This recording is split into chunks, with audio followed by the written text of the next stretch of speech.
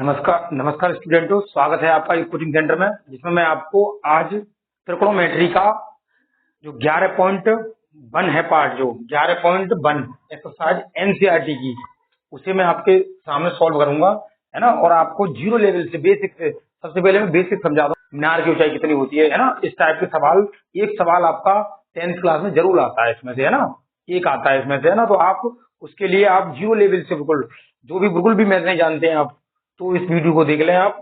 तो आगे आगे देखें आप, एक एक पॉइंट जीरो लेवल से मैं कराने जा रहा हूँ, ठीक है। इसमें देखिए, सबसे पहले हमें त्रिकोणोमेट्री कुछ अनुप्रयोग एक्सरसाइज एनसीईआरटी एक्सरसाइज 11.1 आप खुलकर देखना, है ना। पहले मैं तो कुछ बेसिक कराता हूँ आपको, जैसे कि कोण कैसे बनता है, किस तरह से बनता है। एक लाइन होती है ना, मान लो एक व्यक्ति है, कोई एक व्यक्ति यहाँ खड़ा हुआ है, ठीक है। मान लो कोई व्यक्ति है एक, ठीक है, एक व्यक्ति है। और जो व्यक्ति अपनी मान लो मान लो आंखों से देखता है, हाँ, ऊपर की तरफ देखता है। अगर कोई व्यक्ति अगर सामने की तरफ देखता है तो इसे क्या बोलते हैं हम? क्षैतिज।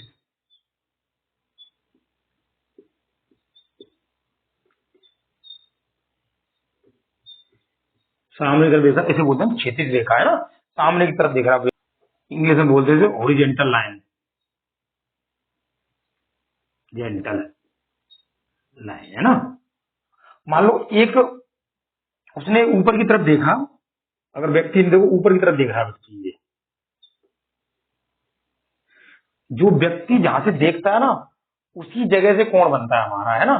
तो व्यक्ति देख रहा है, ऊपर की तरफ देख रहा है, एक इधर देखो एक पतंग उड़ रही है,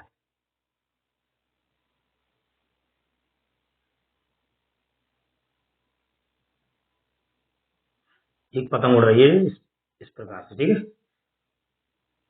एक पतंग उड़ रही है, व्यक्ति ने देखा, है ना। जब व्यक्ति, तो कौन सा कोण बनता है? वो उन्नयन कोण, है ना। जब कोई व्यक्ति नीचे से ऊपर की ओर देख रहा है तो कौन सा कोण बनेगा? नीचे से हम ऊपर की ओर देख रहे हैं, व्यक्ति जब ऊपर की ओर नहीं देख रहा है ना, तो कौन सा कोण बनेगा? उन्नयन कोण, है ना। इसको ध्यान रखना, उन्नयन कोण कौन सा? तो ये बनेगा हमारा कौन सा? उन्नयन कोण। ये बनेगा हमारा उन्नयन कोण, ठीक है। उन्नयन कोण, है ना। इसे बोलते हैं इंग्लिश में एंगल ऑफ एलिवेशन।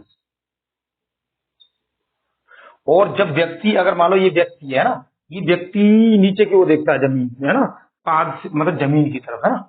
इसे क्या बोलते हैं? अगर व्यक्ति देखो नीचे की तरफ, ये ऊपर की तरफ देखा तो उन्नयन कोण, नीचे की तरफ देखता है तब, ऊपर से नीचे की तरफ देखता है जब, तो अब ये कौन सा कोण बन जाएगा ना? तो ये हमारी ये होती है दृष्टि रेखा, इसे बोलते हैं दृष्टि रेखा,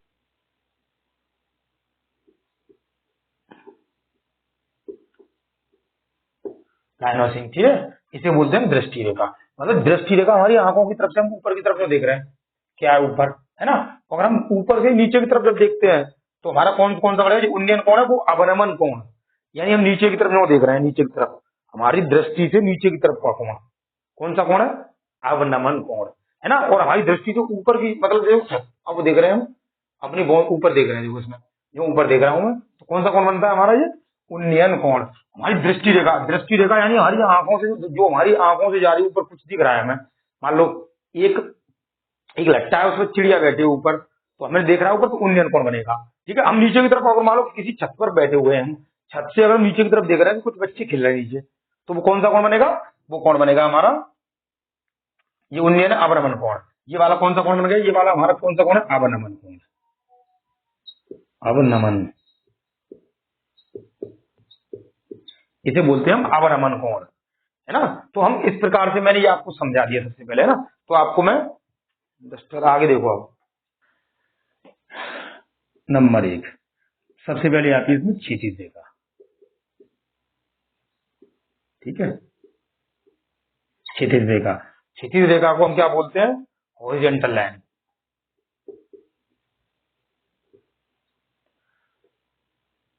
ठीक है, हॉरिजॉन्टल लाइन, ठीक है। इसे बोलते हैं क्षैतिज रेखा, है ना। क्षैतिज रेखा कैसे होती है हमारी? देखो, क्षैतिज रेखा यानी कि हम जो मान लो व्यक्ति की आंख से आगे की तरफ देख रहा हूं, सीधी होती है क्षैतिज रेखा, ठीक है। पॉइंट से सीधी होगी हमारी, सीधी रेखा को क्षैतिज रेखा, दृष्टि रेखा,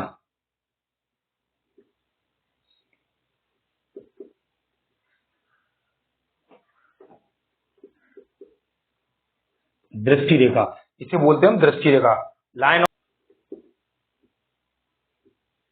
ऑफ सिग्नल,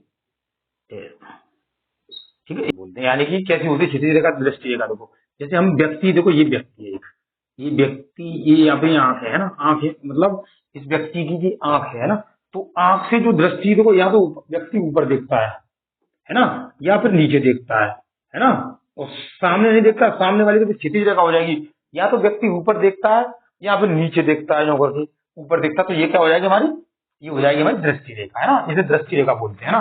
पाद बोलते हैं जमीन को, जमीन से पाद से अगर बोले पाद, तो उसमें क्या है, जमीन की कह रहा है वो, है ना, जमीन से बना हुआ कौन है ना। इसमें देखो तीसरा एलिवेशन बोलते हैं, क्या बोलते हैं, एंगल ऑफ एलिवेशन, ठीक है।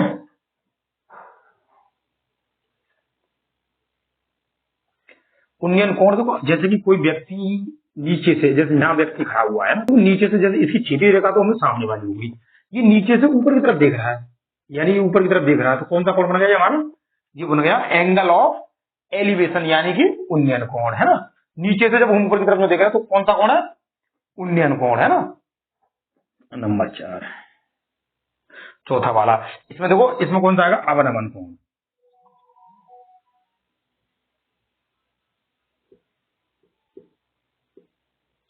अवनमन कोण, इसमें आएगा अवनमन कोण, यानी कि इसे बोलते हैं एंगल ऑफ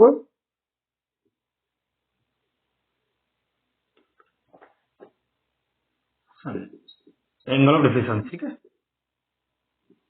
इसे बोलते हैं एंगल ऑफ डिफरेंस, है ना, डिफरेंस, है ना। इसमें देखो डिफरेंस में बोलते हैं अपरमन कोण, अपरमन कोण, देखो आप जैसे व्यक्ति यहाँ खड़ा हुआ है, जैसे ये व्यक्ति खड़ा हुआ है ना, ये व्यक्ति खड़ा हुआ है, मान लो इसकी क्षितिज क्या होती है, क्षितिज जगह में क्या, सीधी रेखा, यानी आंख से जो बनती है ना रेखा, आंख से हम सामने जो देख रहे हैं, सीधी क्षितिज रेखा होगी सामने, सामने क्षितिज रेखा यानी सीधी बनी हुई है ना, तो ये होती क्षितिज रेखा। और ऊपर से वो क्या देखा, नीचे दिख रहा है, या फिर छत से खड़ा हुआ व्यक्ति नीचे दिखता है जब, है ना, एंगल ऑफ डिफरेंस, है ना, बोलते हैं इसे। तो इसमें क्या है, एंगल ऑफ डिफरेंस, नीचे की तरफ देख रहा है, ऊपर से, है ना, ऊपर से नीचे की तरफ देख रहा है जब दिखता है ना। तो इस प्रकार से आप इसे नोट कर लें, इनकी बहुत जरूरत पड़ने वाली है। आप देखिए इसमें ऊंचाई दूरी में, ये सबसे पहला उदाहरण है, एक उदाहरण लेके आता हूं ताकि आप लोग छोटे जो बच्चे बिल्कुल लो हैं, उन बच्चों के लिए ये बहुत ज्यादा अच्छी तरह अच्छा होगा उनको समझने के लिए, ताकि वो छोटी इस तरह से वो सीखें। तो इसमें हमें जरूरत पड़ेगी, सबसे पहले इन चीज की जरूरत पड़ती है। सबसे पहले हमें पड़ेगी लाल बट्टे कक्का, हमें इसकी आवश्यकता पड़ेगी। यानी ये होता है हमारा क्या, ये होता है हमारा साइन थीटा, और ये होता है हमारा कॉस थीटा, और ये होता है हमारा टेन थीटा। यानी मैं यहाँ लिख देता हूँ साइन थीटा बराबर लंब बटे कण, कण यानी लाल को लंब बोलते हैं, कण को के बोलते हैं, ठीक है। और आपको पड़ेगी इसकी कॉस थीटा की जरूरत पड़ेगी इसमें, और जरूरत नहीं पड़ती है ना। और मैंने इससे पहले वीडियो में करा ही दिया आपको, उसमें आप देख लेना, ठीक है।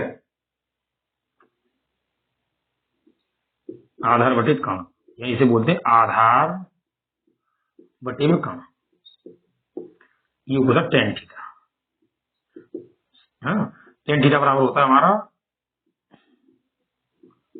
लंब बटे आधार, एल बटे ए, है ना।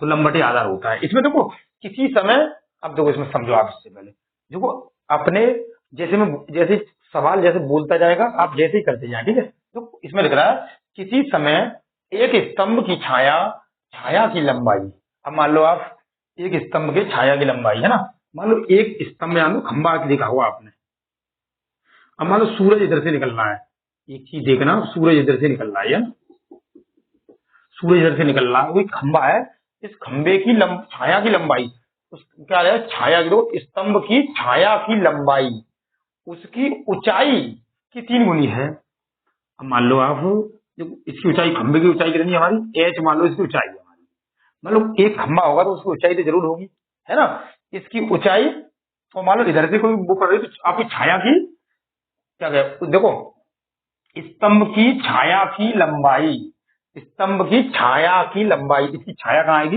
ये छाया यहाँ आएगी, ठीक है। स्तंभ की छाया की लंबाई कितनी है, छाया देखो, अब स्तंभ जो है छाया इसकी कहाँ आ गई, तो जमीन आप देखना इसकी, देखो इधर से देखो, जैसे ही छाया है ना, ये खंबा खड़ा है, इसकी छाया कहाँ पड़ेगी, इधर पड़ेगी, जो आप पढ़ रही होगी, देखो छाया है ना, इसकी छाया इधर पड़ेगी, तो इसकी छाया यहाँ पड़ गई, छाया की लंबाई कितनी हो जाएगी देखो, तो एक स्तंभ की छाया की लंबाई उसकी ऊंचाई की, उसकी ऊंचाई की, तो ऊंचाई की यानी ऊंचाई की, ऊंचाई जो है ऊंचाई की √3 गुनी है, √3 गुनी है, ठीक है। ये छाया है कितनी गुनी है, √3 गुनी है, थीटा कौन बनाती है, √3 गुनी है, जी है कितनी गुनी है, ऊंचाई की, ऊंचाई की √3 गुनी है, तो ऊंचाई की तो एच ले लू मैं, ऊंचाई की तो √3 गुनी, गुनी का मतलब गुणा कर दो 3 का, कितनी गुनी है, ठीक है। इसमें इतनी गुनी हो गई, अब देखो का नाम पर कर दो, ए बी और सी, ठीक है, ए बी और सी, है ना। अब आप इसमें सबसे पहले क्या करोगे, आपको ये देखना होगा, आप इस एंगल में देखो, सबसे पहले हमें इसमें हमें क्या दिख रहा है, हम लेते हैं इसमें tan थीटा, ठीक है, इसमें क्या लेते हैं tan थीटा, क्योंकि देखो मैंने क्या कहा था, थीटा के सामने वाली भुजा क्या होती है, हमेशा लंब होती है, थीटा के सामने वाली भुजा क्या होती है, लंब, मान लो लंब हो गई हमारी, ये लंब हो गई भुजा, आप उस समझो लंब ये हो गई, और आधार, आधार हमारी, आधार हमारी ये हो गई नीचे वाली है, नीचे वाली हो गई, तो हमें क्या लेना है, tan थीटा लेना है, हमें लिया tan theta, tan theta equal to देखना आप, सबसे पहले हम कौन सी लेते हैं, लंब पहले लेते हैं आधार, तो हमने क्या बताया था, tan थीटा क्या होता है, लंब बटे आधार, तो लंब की लंबाई तो ऊंचाई, हमारी ऊंचाई क्या है, हमारी ये ऊंचाई h, तो हम क्या करेंगे, तो ए बी, यानी कि हम क्या कर लेंगे इसमें, ए बी बटे में बी सी, यानी ए बी, हमें ए और बी की लंबाई कितनी जगह एच दे रखी है, तो हम इसमें क्या करेंगे, पुट कर देंगे इसमें एच, ए बी की जगह पर क्या, ए और बी की लंबाई एच दे रखी है, हमने क्या किया, ए बी की जगह पर एच रख दिया, है ना। इसके नीचे जाए आप, बी सी, यानी बी सी की लंबाई कितनी दे रखी है, तो एच √3 है, तो इसमें क्या एच √3 है हमारी, ये रख दी मैंने। अब इसमें देखो एच से एच कैंसिल हो गया, है ना, इसमें बराबर, इसमें क्या बचा, 1/√3, 1/√3 यानी tan थीटा बराबर, है ना, इसमें tan थीटा बराबर, आपको पता होगा tan थीटा की वैल्यू 1/√3 कितने को होती है, हमें कोण ज्ञात करना है इसमें, है ना, तो कोण क्या हुआ, कोण पूछा ना उसने, तो tan थीटा की वैल्यू कितने को होती है, tan थीटा बराबर कितने को होती है, tan, ये होती है हमारी tan 30 पर होती है, ठीक है, tan 30 अंश होती है। अब तो tan से tan हट गया, tan से tan हट गया, और थीटा बराबर क्या आ गया हमारा, थीटा बराबर आ गया हमारा 30 अंश, ये आंसर है हमारा, ठीक है। इस प्रकार के सवालों में हमें देखो कण तो दे ही नहीं रखा था, हमें तो साइन, तो इसमें देखो कण कब किस में आता है, साइन और कोस तो आ नहीं सकते थे, इसमें tan ही आता, क्योंकि हमें अगर कण दिया होता तो साइन और कोस में से कुछ एक आता, ठीक है। तो आप शब्दवार समझ गए होंगे, आप इससे नोट कर लें, और आपकी अगर कोई इसमें अगर समझ में ना आए, उन्नयन कोण ज्ञात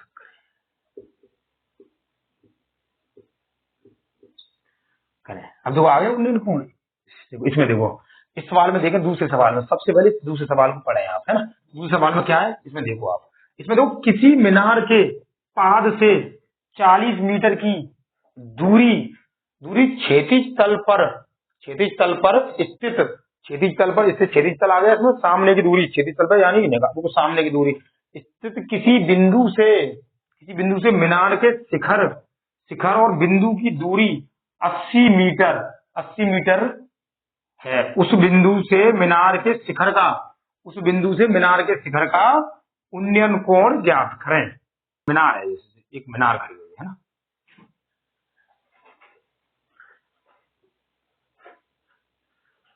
एक मीनार है यहाँ पे, ठीक है, इस मीनार में आप देखो, एक मीनार है हमारी, एक व्यक्ति मान लो यहाँ पे खड़ा हुआ है, ठीक है ना, 40 मीटर दूरी पे, मतलब पाल से, जमीन पे कितनी दूरी पर है, 40 मीटर की दूरी पर है,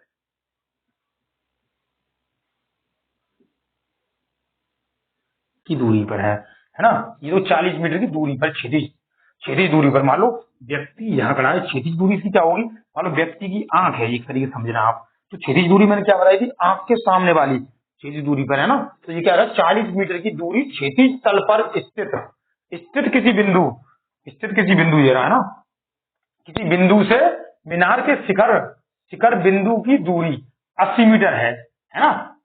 कितनी मीटर दूर? 80 मीटर दूर है। तो उस बिंदु से मीनार के शिखर का उन्नयन कोण ज्ञात कीजिए। आप पता उन्नयन कोण, हम मान लो नीचे से ऊपर देखते हैं जब तो उन्नयन कोण बनता है, तो ये व्यक्ति ऊपर की ओर देखेगा, तो ये रहा।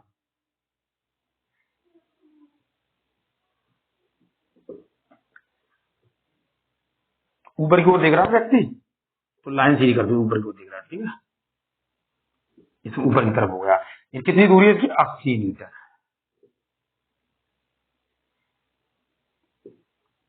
और जो व्यक्ति जहां से देखता है वहीं पे कोण बनता है थीटा। हमें ये कोण ज्ञात करना, उन्नयन कोण ज्ञात करना है। तो ये कौन सा कोण बन गया? हमें पता है ये उन्नयन कोण है हमारा। कौन सा? ये हमारा उन्नयन कोण है, ठीक है। कौन सा कोण है? ये हमारा उन्नयन कोण है,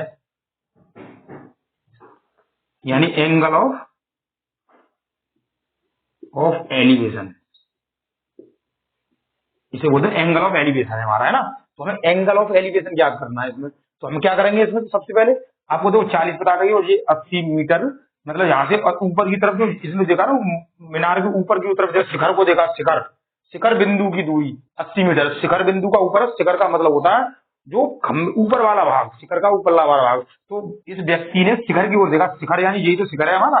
ये पाद है, जमीन, जमीन इसे बोलेंगे हम पाद, इसे बोलेंगे ये हमारा शिखर। ये तो आपको बार बार मिलेंगे, ठीक है। और क्षैतिज रेखा कौन सी है हमारी? इसमें तो क्षैतिज रेखा ये हो गई, क्षैतिज रेखा, ठीक है। क्षैतिज रेखा हो गई। दृष्टि रेखा, और इसे हम अभी बताई, दृष्टि रेखा बताई थी मैंने अभी, इसे बोले दृष्टि रेखा को, है ना। ये सभी आप ध्यान में रखें। मैं मतलब इस सवाल में बता रहा हूँ, आगे नहीं बताऊंगा। मैंने आपको ये बताया कि अब आप सवाल अपने आप ही करोगे इसमें, ठीक है। तो इसमें देखो क्षैतिज रेखा इसे बोलते हैं। शिखर ऊपर, ऊंचा, ऊपर वाली ऊपर शिखर होता है। शिखर मान लो ऊंचाई होता है, शिखर ऊंचा होता है। हमें ये चीज रेडी है हमारी, है ना। अब हम सवालों को कैसे करते हैं देखो। अब हमें ये चीज पता है, आपको पता है मैं क्या बताया था, थीटा के सामने वाली भुजा क्या होती है हमारी? तो लाल बट्टे कक्का ले लो पहले आप, है ना। लाल बट्टे कक्का मैंने बताया था आपको। अब मैंने आपको क्या बताया था? देखो इसमें कर्ण दे रखा है हमारा, कर्ण ये तो भुजा होती है सामने वाली। देखो थीटा के सामने वाली भुजा क्या होती है, मैंने क्या बताया? थीटा, अब देखो थीटा के सामने वाली भुजा को होती है लंब होती है इसमें। थीटा के सामने वाली भुजा को होती है लंब होती है ना। थीटा के सामने वाली भुजा लंब होती है ना। तो हमारी आधार कौन बता? आधार ये हो गई हमारी, आधार ये हो गई हमारी। और ऊपर वाला क्या होगा? ये हो गया हमारा कर्ण। कर्ण तो हमारी हम इस तरह की कंडीशन में लेते हैं कॉस थीटा, है ना। कॉस थीटा, कॉस थीटा क्या होता है? सबसे पहले कॉस थीटा को देखते हैं, ध्यान देखो। कॉस थीटा, कॉस थीटा में क्या आता है? आधार बटे, तो हमारा क्या होता है? ए बटे के आता है, आधार बटे कर्ण, जिसमें हमें लंब की जरूरत नहीं है। मतलब आधार बटे कर्ण, क्योंकि लंब हमें दे नहीं रखा है। अब मान लो लंब आपको दिया ही नहीं है, उसे ऊंचाई की बात ही नहीं की है कहीं पर।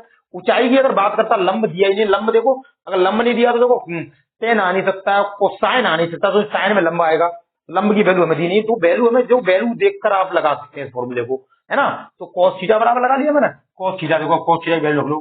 तो क्या है हमारी? देखो इसकी ऊंचाई, इसमें कर लो नामकरण ए बी, और ये क्या हो गया हमारा? सी। इस बिंदु को बोलो सी, है ना। मैं इन्हें यहाँ पर उठा देता हूँ, पाद वगैरह को, जो मैंने बताई है इनको उठा देता हूँ, ठीक है।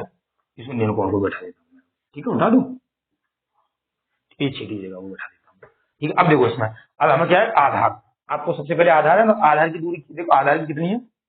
40 दे रखी है ना। तो हमें क्या दे रखा है? इन्हें हम वैसे दर्शाएंगे जैसे, देखो बीसी, इसमें आएगा पहले बीसी बटे क्या आ जाएगा हमारा? ए सी, A B, A C sorry, है ना। बीसी बटे वो ए सी आ गया, है ना। अब देखो बीसी की वैल्यू क्या दे रखी है? तो कॉस थीटा बराबर, आप देख रहे हैं बीसी की वैल्यू क्या है? बीसी की वैल्यू सबसे पहले, क्योंकि ये हमारा आधार बटे कर्ण है ना, ये कॉस थीटा हमारा क्या है? आधार बटे कर्ण है ना। तो हम इसकी वैल्यू क्या लगाएंगे? 40, उठा दू यहाँ पे 40 बटे में। एसी की वैल्यू क्या है हमारी? 18, है ना। अब इसे काट दो, कॉस थीटा बराबर इससे काट दो, कितनी बार कट गया? 2 बार, 1/2। कॉस थीटा बराबर क्या है? 1/2। आपको पता होगा 1/2 कितने होता है? कॉस थीटा का वैल्यू कितने होती है? 1/2। तो हमें पता है कॉस थीटा बराबर 1/2 होती है हमारी कॉस 60 पे, है ना। तो हम क्या करते हैं? कॉस 60 यहाँ रख लेते हैं हम। तो कॉस से कॉस हट गया हमारा, तो थीटा बराबर क्या आ गया हमारा? 60 अंश आ गया। ये आंसर है हमारा, थीटा बराबर 60 अंश। मतलब कुछ मैंने समझाने में देर समय लगाया इसमें, ना कि आप अगर करोगे तो बहुत जल्दी कर लोगे इसे। मैंने समझाने में से टाइम लगाया, क्योंकि आपको सब चीज बताना है मुझे, एक एक चीज कैसे क्या करना है ना। किसी को जानकारी नहीं होती, किसी को पूरी जानकारी होती है, कोई इंटेलिजेंट होता है, कुछ कुछ बच्चे ऐसे होते हैं जिन्हें जानकारी नहीं होती, वो जानकारी लें इसमें से, ठीक है। तो आप नोट कर लें इसे।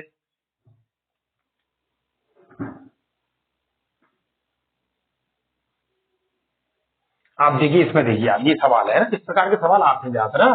तो एक 40 मीटर लंबी डोरी डोरी से बंधी पतंग उड़ रही है ना।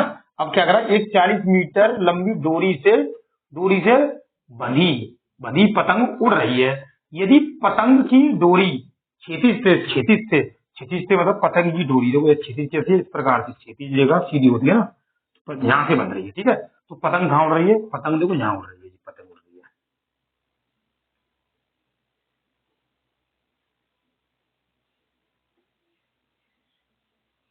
ठीक है।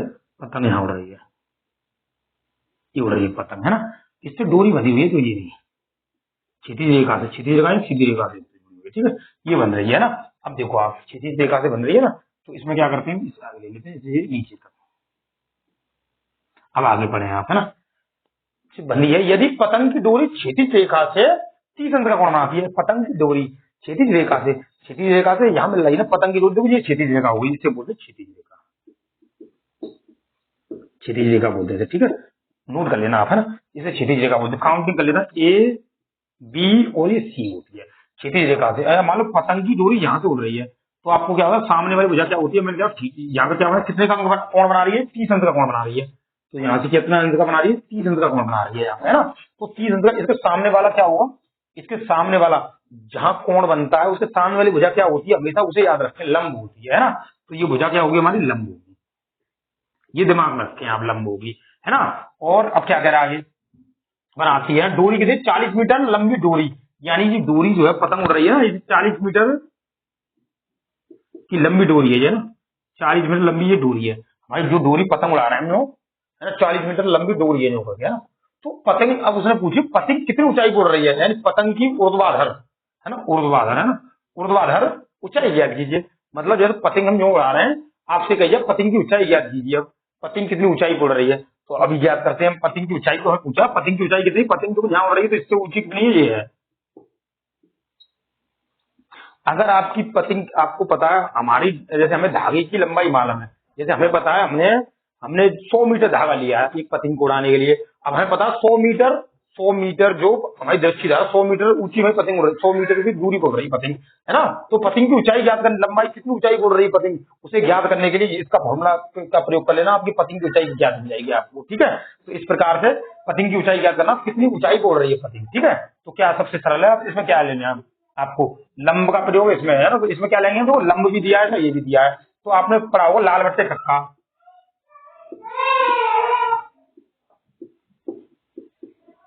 लाल बट्टे कक्का पढ़ा है। देखो इसमें आधार का तो कोई काम नहीं है, मतलब देखो आधार में ही, यानी ये होता है हमारा साइन थीटा होता है, ये होता है हमारा कॉस थीटा होता है, ये हमारा होता है ना। पतंग उड़ रही है, इसमें तो साइन थीटा है, कॉस थीटा है ना, टेन थीटा। आपको कैसे पता चलेगा हमें क्या साइन लगाना है, कॉस लगाना है, बच्चे बहुत सारे कंफ्यूजन हो जाती है उन्हें, साइन लगाना कॉस लगाना। आप देखो सबसे पहले देखना, अब आधार की तो हमें जरूरत नहीं है, ऊंचाई पूछी है उसने, ऊंचाई पूछी है, कण माला में और लंब माला में।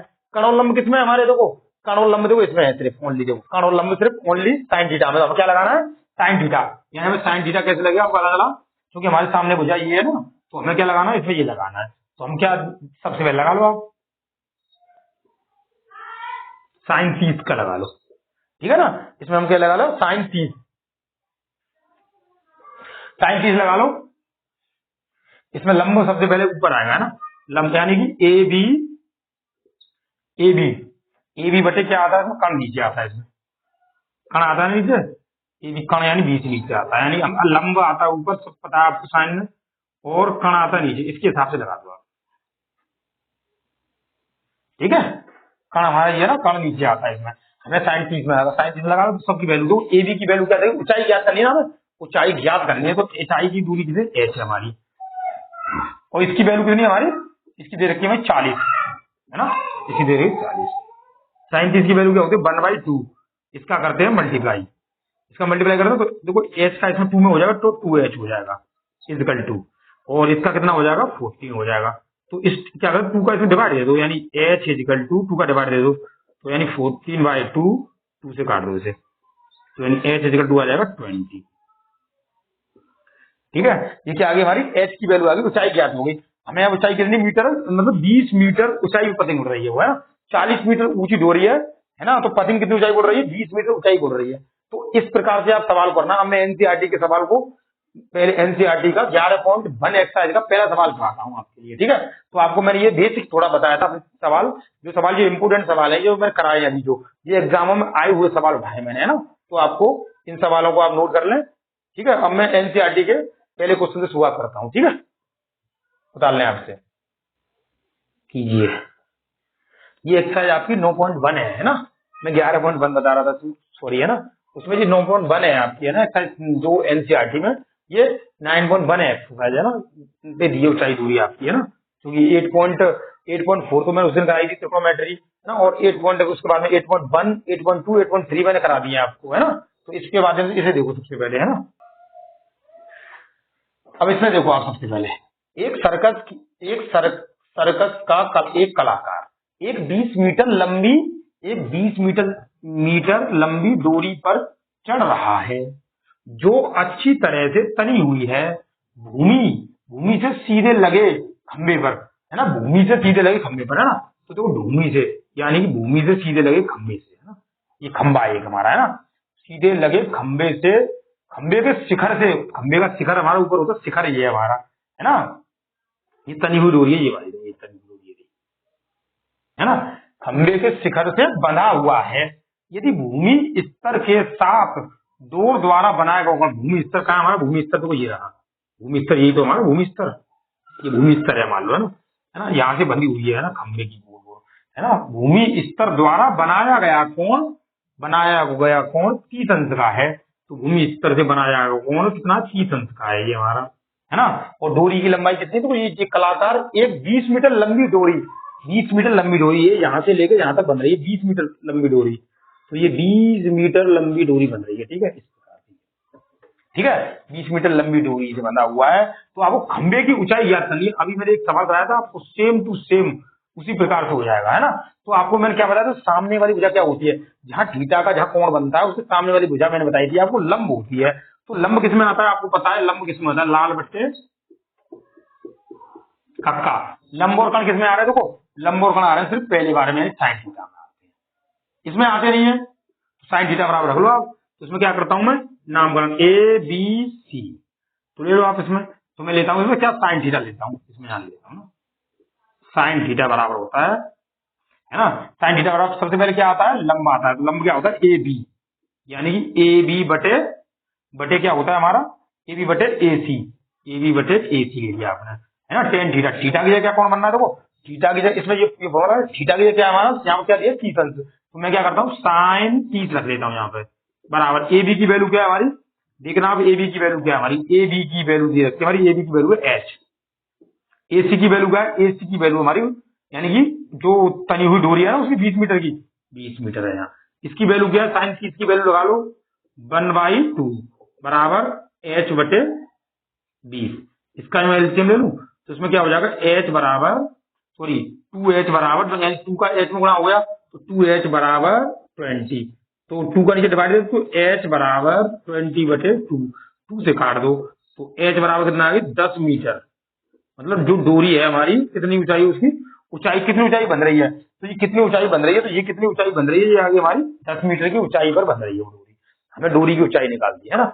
किसी की भी ऊंचाई निकाल सकते हो आप, इस प्रकार से आप किसी की ऊंचाई निकाल सकते हो आप, है ना। जब इसमें अगर आधार दिया होता तो हम इस वाले किसी भी और एंगल का प्रयोग करते हैं। तो इसी प्रकार से हम साइन क्यों लिया हमने, इसमें कंफ्यूजन होने की बात ही नहीं है, क्योंकि इसमें हमें क्या क्या निकालना, ऊंचाई पूछी है उसने, और हमें दे क्या रखा है, कण दे रखा है, ऊंचाई पूछनी है उसने, ऊंचाई लंब, लंब मतलब लंब ज्ञात करना। तो लंब देख लो आप, लंब किसमें होता है, तो उसमें लंब बटे कण में होता है।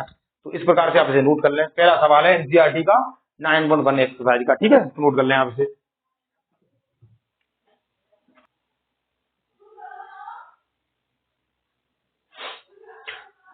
अब देखिए इसमें मान लो एक पेड़ है हमारा, है ना, एक पेड़, सबसे पहले मैं एक पेड़ बनाता हूँ आपके लिए, है ना। ये मान लो एक पेड़ है,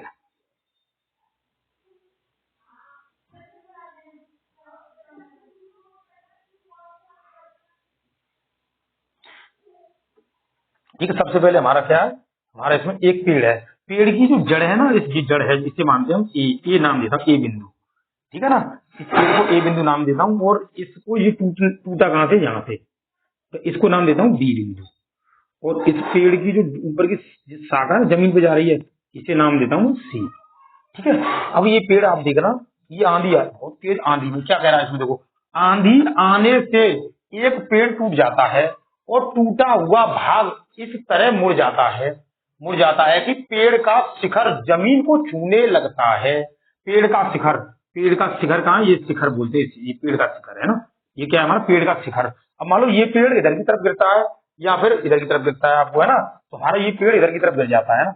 जो बिंदु, ये बिंदु सी से टूटता है, टूट के ये पेड़ किधर गिर जाता है, ये इधर की तरफ गिरता है, ठीक है, इधर की तरफ गिर गया ये पेड़।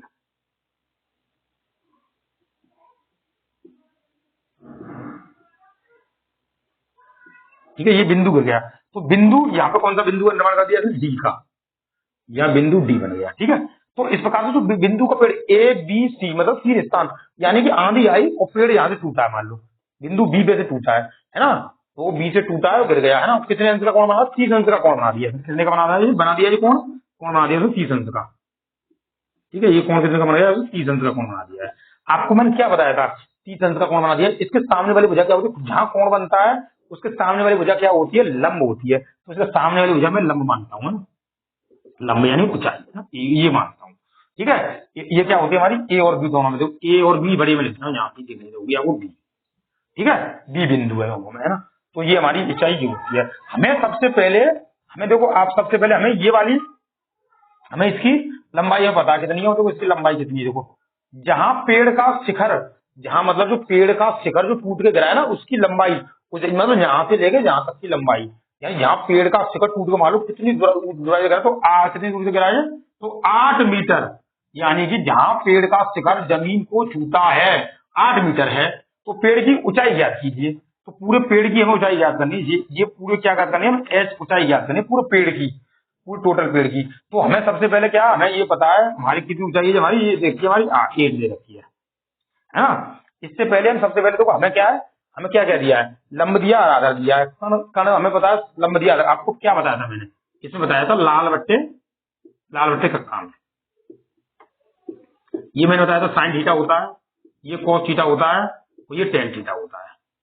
ठीक है, आप देखो आपको सबसे पहले हमें क्या ज्ञात करना है, हमें सबसे पहले इसमें ये ऊंचाई ज्ञात करनी है, इसकी जहां से पेड़ टूटा है ना, ये ऊंचाई अगर हमें पता चल गई तो हम पेड़ की मान लो ऊपर का हिस्सा, तो ये वाला हिस्सा तो हम टूट गिरा है, उसे कॉस के वाले फॉर्मूले से हम ज्ञात कर लेंगे। ठीक है, तो हम सबसे पहले ऊंचाई ज्ञात करनी है, ए और बी की दूरी।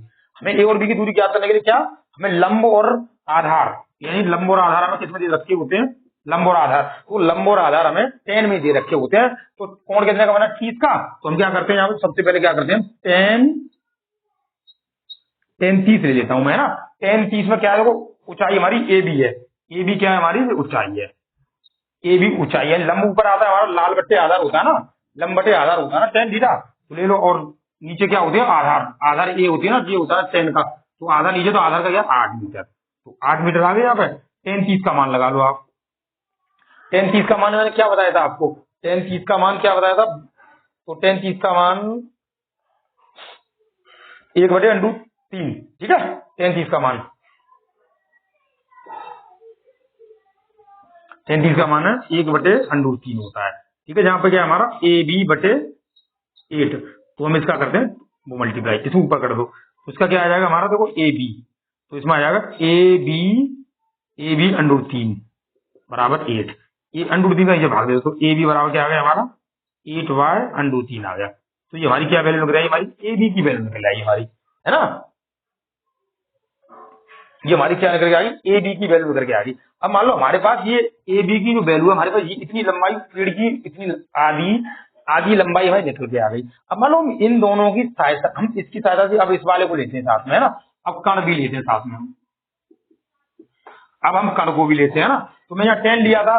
अब मान लो हमें कण को ज्ञात करने के लिए हमें कौन सा फॉर्मूला लगेगा, है ना, हमें कौन से फॉर्मूला का प्रयोग करना पड़ेगा, हमें कण को लगाने के लिए हमें करना पड़ेगा कॉस का, है ना, क्योंकि आधार बटे कण है ना, तो आधार हमें पता है 8 है और ये हमारा है, तो हम क्या लेते हैं cos 30 दोबारा में। तो cos 30 क्यों ले रहे हैं हम, क्योंकि हमें ये वाली लंबाई और पता करना, जो पेड़ जहां से टूटा है ना ऊपर का हिस्सा, उस हिस्से का हमें वो ज्ञात करना है। तो हम क्या cos क्यों ले रहे हैं, इसीलिए ले रहे हैं, तो हम क्या लेते हैं cos 30 इक्वल टू पहले क्या आता है उसमें आधार बटे कण है, और उसमें क्या आधार बटे कण है, तो आधार बटे कण में क्या था ए और डी, तो ए और डी ले लू ऊपर, ए और डी बटे में हमें क्या करना है, हमें करना बी और डी बिंदु, बी और डी बिंदु पता करना है। तो cos थीटा का मान क्या होता है, cos थीटा का मान होता है अंडू 3/2, अंडू 3/2 होता है इसका मान, है ना। ए डी की वैल्यू क्या है, देखो आप ए डी की वैल्यू, ए और डी की वैल्यू है 8 हमारी, तो 8 यहाँ रख दूंगा, ए डी की वैल्यू इसमें देखो 8 रख दी मैंने। इसके बाद में हमारी और वैल्यू क्या है नीचे, हमें कण बतानी है, हम कण को ज्ञात करना ही है, तो इसमें बी डी हमें पता नहीं है, बी डी है ना, बी डी तो पेड़ की ऊंचाई होगी, तो बी डी पता नहीं तो इसे कर दो आप, तो क्या हो जाएगा बी डी 3 बराबर हो जाएगा 16, इसका ये डिवाइड है, तो बी डी क्या आ जाएगा हमारा, बी डी इजिकल टू आ जाएगा 16/√3, तो ये हमारी बी डी आ गई। अब मान लो बी डी आ गई हमारी, है ना, इसमें देखो आप बी डी आ गई और ए बी आ गई, यानी कि ए बी देखो ए बी ये आ गई है ना, और इससे ऊपर की बी डी मतलब पेड़ की जो ऊंचाई टूटी है वो है, तो अब इन्हें आपस में क्या कर दो, दोनों को आपस में टोटल कर दो, टोटल कर देते हैं हम आपस में, देखो इन दोनों को A B plus B D बराबर 8√3 प्लस 16√3, ठीक है। इसमें क्या करते हैं हम एलसीएम ले लेते हैं, क्या इसमें देखो एलसीएम क्या ले रहा हूँ, √3 एलसीएम ले लूंगा, इसमें √3 एलसीएम ले लो, तो देखो क्या बचेगा 8 प्लस, इसमें क्या बचेगा हमारा, देखो 8 प्लस 16 कितना हो गया ये हमारा, देखो 8 और कितना हो, इधर से ले जा रहा हूँ, है ना, इधर से आगे की तरफ ले जा रहा हूँ, इसमें ये जगह नहीं है ना, तो 8 प्लस कितना हो गया 24/√3। अब मान लो कंडीशन आपकी ऐसी बन गई, है ना, आप क्या करोगे इस कंडीशन में, ये कंडीशन बन जाए तो आप क्या करोगे, तो ऐसी कंडीशन बन जाए तो ऊपर नीचे √3 नीचे ना, तो हमने क्या होता है √3 का ऊपर मल्टीप्लाई और √3 का नीचे मल्टीप्लाई, तो √3 का अगर मैं मल्टीप्लाई करता हूं इसमें तो क्या आ जाएगा, √3 का मल्टीप्लाई करना है तो कितना आ जाएगा हमारा 24 बराबर कर देता हूँ, तो 24√3 बटे में कितना बचेगा यार, यहाँ बचेगा 3, 3 से काट दो इसे, 3 से कितनी बार कट गया 6 बार, 6 का इसमें 6 बार नहीं 8 बार, सॉरी कितनी बार कटा 8 बार, 8 का कर देना इसमें, तो 8√3, तो ये होता है हमारा आंसर, 8√3 आंसर है। तो इसकी ऊंचाई कितनी, पेड़ की ऊंचाई कितनी होगी हमारी 8√3, है ना। ये कैलकुलेशन आप करके देख लेना, इस कैलकुलेशन को एक बार यहाँ और बता देता हूँ, आपको नहीं देखा होगा, तो 8 और 16 कितने हो गए हमारे 24 हो गए, 24 बटे कितना √3 है हमारा, है ना, ठीक है, यहाँ कर देता हूँ, तो 24 बटे √3 ऊपर नीचे क्या करा √3 का मल्टीप्लाई, नीचे √3 ऊपर नीचे √3 का मल्टीप्लाई कर देते हैं, कर दो इसमें, तो क्या हो जाएगा 24√3 बटे में कितना हो जाएगा हमारा, ये हो जाएगा √3 का √3 में गुणा करेगा 3, 3 से काट देना कितनी बार 6 बार, वो 8 बार, सॉरी 8 बार कट गया, तो कितना आ गया 8√3, तो ये आंसर हो गया। आपको अगर यहाँ ना दिख रहा हो तो ठीक है, तो इस प्रकार से आप इसे कर सकते हैं, आपको दोनों को निकालना पड़ेगा, क्योंकि हमें ये टूटा हुआ भाग है ना, इसकी ऊंचाई हमें अलग से निकालनी होगी, तो हमें ये कॉस के माध्यम से हमने ये वाली ऊंचाई निकाल ली, और टेन के माध्यम से हमने ये वाली ऊंचाई निकाल ली, ठीक है, तो दोनों को आपस में टोटल कर दिया, इस प्रकार से आप इसे नोट कर लें, बहुत इंपॉर्टेंट सवाल है ये, है ना, इस प्रकार के सवाल संख्या चेंज करके आपके एग्जाम में आ सकता है, ठीक है, तो आप इसे नोट कर लें, स्क्रीनशॉट ले लें।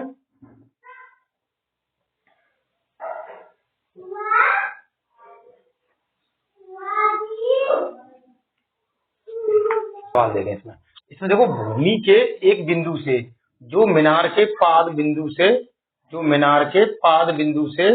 30 मीटर की दूरी पर है ना, 30 मीटर की दूरी, मीनार के पाद बिंदु से 30 मीटर की दूरी पर है ना, मान लो यहां से लेके,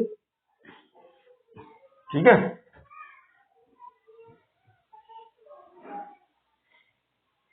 मीनार, मान लो मीनार ये है हमारी, है ना, एक मीनार है आपकी, ठीक है, ये मीनार है,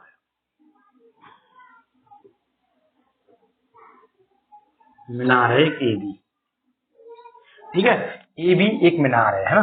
अब आपसे क्या कहा पाद बिंदु से, पाद बिंदु मैंने क्या बताया, पाद बिंदु का मतलब है जमीन से, यानी यहाँ से पाद बिंदु क्या जमीन होती है ना, पाद बोलते हैं, पाद बिंदु से कितनी दूरी पर है, बिंदु 30 मीटर की दूरी पर, पाद बिंदु से 30 मीटर की दूरी पर, ये क्या होगी 30 मीटर की दूरी हो गई, मीनार की 30 मीटर की दूरी पर, ठीक है, 30 मीटर की दूरी पर है, यदि मीनार के शिखर का उन्नयन कोण, मान लो मीनार के शिखर का उन्नयन कोण 30 अंश है, उन्नयन कोण मैंने क्या बताया था आपको, ऊपर को देखते हैं ना, उन्नयन कोण ऊपर को, तो यहाँ से कोई व्यक्ति अगर ऊपर की तरफ जाए मीनार के, तो कितना कोण बता रहा है, नीलकोण ऊपर की तरफ, ठीक है, ऊपर की तरफ। तो कितना बनना, 30 अंश है मीनार का, नीलकोण का 30 अंश है, तो यहाँ 30 अंश लो आप। तो हमें क्या बताना है, तो मीनार की ऊंचाई ज्ञात करें, तो मीनार की ऊंचाई, इसे एच मानते हैं, इसे ऊंचाई ज्ञात करनी है हमें, है ना। अब हमें ये सी हो गया ना, ए बी, और यहाँ मान लो सी बिंदु। तो इसमें ए बी सी बिंदु हो गए, है ना। हमने ए बी सी बिंदु मान लिया। आपने देखा कि मीनार के पाद से, पाद यानी मीनार को जमीन से, मतलब मीनार जो जमीन से शुरुआत हुई है ना, वहां से लेके और बिंदु सी से, मतलब एक देखा गया कि कोण कितने का बनना है। तो इसमें क्या मतलब मीनार के शिखर का होना है, शिखर होता है ऊपर का, इसे बोलते शिखर। तो ये क्या होता है हमारा पाद, ठीक है, पाद यानी जमीन, है ना, पाद बिंदु ये हमारा, है ना। तो इसमें क्या करना है आपको, आपने देख लिया सबसे पहले।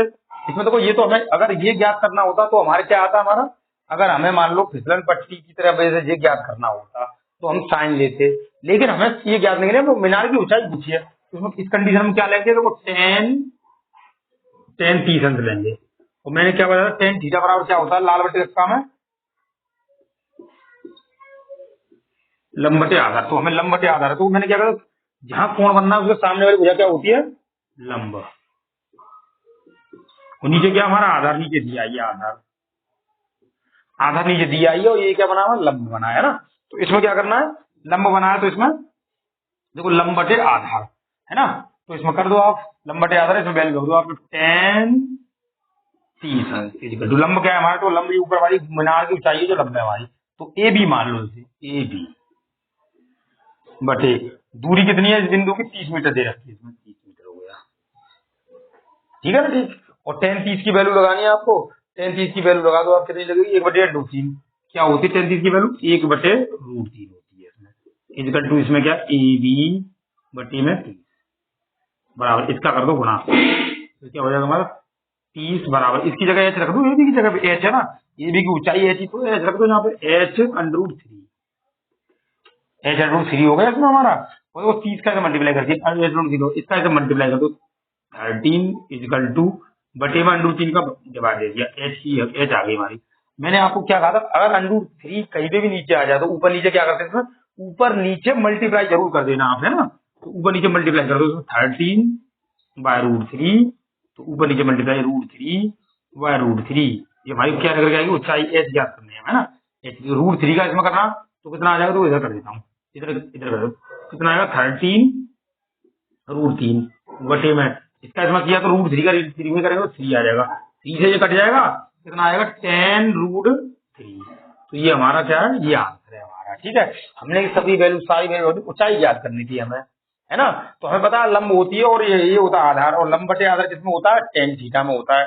अगर हमें ये ज्ञात करनी होती तो हम साइन थीटा लेते, क्योंकि इसके लिए साइन थीटा क्यों लेते, क्योंकि साइन थीटा में लंब बटे आधार नहीं आता है। लंब बटे आधार क्या होता है, ये टेन थीटा ही होता है। और अगर उसमें मतलब लंब हो गया, आधार हो गया, कण भी आ जाता है अगर, तो कण साइन में या कोस में आता है। तो इसीलिए हमने ये क्लियर कर दिया आपका, ठीक है। तो इस प्रकार से आप इसे नोट कर लें, चौथा सवाल है ये, है ना, एनसीईआरटी 9.1 का।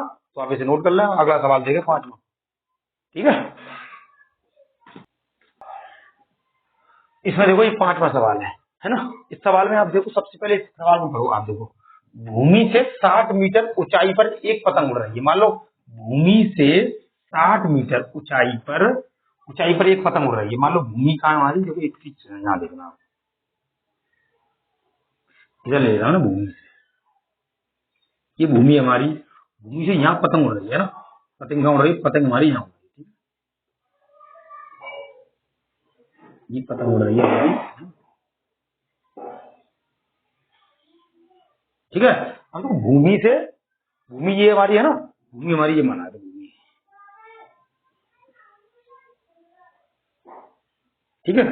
भूमि से कितने 60 मीटर ऊंचाई पर, मान लो पतंग की वजह कितनी है यहाँ पे, ये यहाँ से, ठीक है, ये हमारी 60 मीटर ऊंचाई पर। अब भूमि से 60 मीटर ऊंचाई पे एक पतंग उड़ रही है, ठीक है, पतंग उड़ रही है, ठीक, उड़ रही है, ठीक है ना। पतंग में लगी डोरी, अब तो पतंग में डोरी क्या लगती है, जो डोरी लगी यहाँ,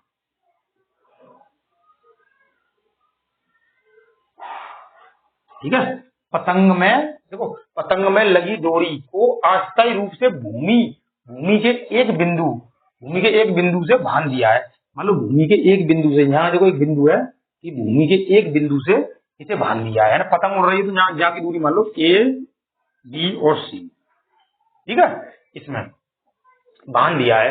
अब भूमि के साथ डोरी का झुकाव, मान लो भूमि के साथ, इसमें क्या है, भूमि के साथ डोरी का झुकाव 60 अंश का है। डोरी का झुकाव, भूमि के साथ डोरी का झुकाव कितना है, 60 अंश का है। तो 60 अंश का कोण बनना है यहाँ पे डेरा हमारा, है ना, झुकाव 60 अंश का है। यह मानकर कि डोरी में कोई ढील नहीं, डोरी में कोई ढील नहीं है, तो डोरी की लंबाई ज्ञात करो। तो हमें डोरी की लंबाई, ये वाली लंबाई ज्ञात करनी, डोरी की लंबाई ये, तो कितनी लंबी डोरी हमारे पतंग में बांधी है, तो एक्स मान लेते हैं इस लंबाई को, ठीक है। मैंने आपको क्या बताया था, आपको अगर मैं इसमें 10 क्यों नहीं ले रहे हैं, आपको पता है हमारी क्या, जो यहाँ कोण बनता है उसके सामने वाली भुजा क्या होती है, इसमें मैंने बताया था आपको लंब होती है, ठीक है, उसके सामने भुजा होती है कोण। आपने कभी देखा है लाल बट्टे कक्का में, लाल बट्टे कक्का में ये क्या होता है, हमारा tan होता है।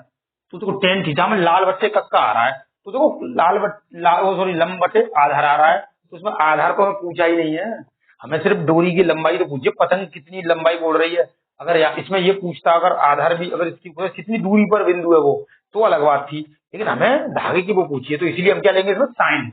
हमें क्या पता है, हमें क्या दे रखा है, लंब और कण दे रखा है ना, लंब दे रखा है, कण दे रखा है, तो हम क्या करेंगे इसमें, हम इसमें लेंगे साइन, कितना है इसमें 60 अंश का, तो साइन 60 ले लेंगे हम, 60 अंश बराबर, इसमें क्या हो जाएगा हमारा ए बी साइन 60। ऊंचाई कितनी हो जाएगी, तो ऊंचाई हम सबसे पहले लंब ले, लंब क्या है, लंब बटे कण है ना, तो लंब सबसे पहले लेते हैं, ऊंचाई है ना।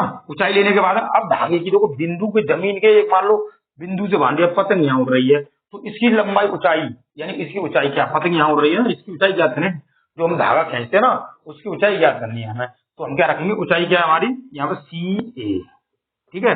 तो ये हमारा ये होता है लंब एल, ये होता है हमारा, ये होता के, होता है, ठीक है। इसमें वैल्यू लगा पुट कर लो आप।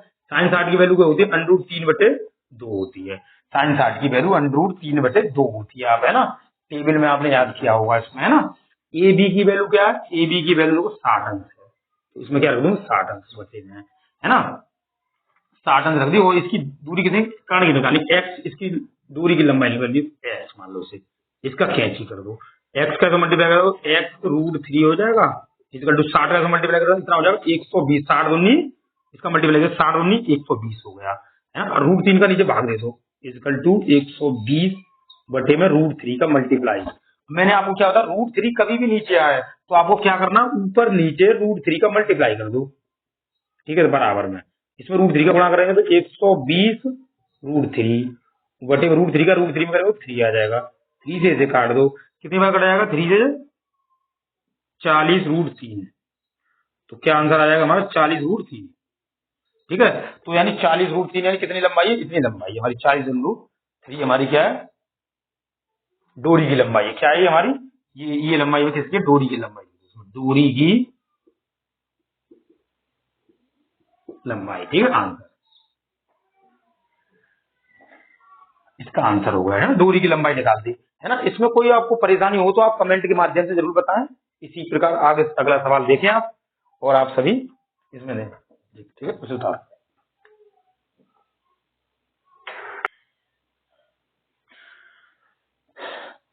अब देखो इस सवाल में देखें, सबसे पहले 1.5 मीटर लंबा एक लड़का, देखो सबसे पहले हम चित्र को, अगर हम चित्र को सही तरह से बना लेते हैं ना तो सवाल में कभी भी कोई गड़बड़ नहीं होगी। चित्र को देखो सबसे पहले हम क्या कहते हैं, देखो जो सवाल में जो लिख रहा है ना उसी हिसाब से चलना हमें।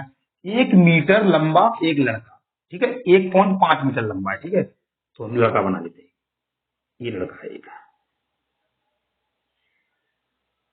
है ना। इसकी लंबाई कितनी है, इसकी लंबाई मान लो कितना है, इसकी 1.5 मीटर लंबा, ठीक है, ये लड़का है हमारा, है ना। इसकी दृष्टि है ना, लड़का लंबा है और एक 30 मीटर ऊंचे भवन से कुछ दूरी पर खड़ा है, मतलब 30 मीटर ऊंचे भवन से, 30 मीटर ऊंचा भवन है, मान लो घर, हमारा भवन का मतलब है यहाँ जमीन है, ये है ना, जमीन है, यहाँ पर क्या है, भवन है हमारा, मकान है मान लो किसी का, है ना, भवन होता है मकान बोलते हैं,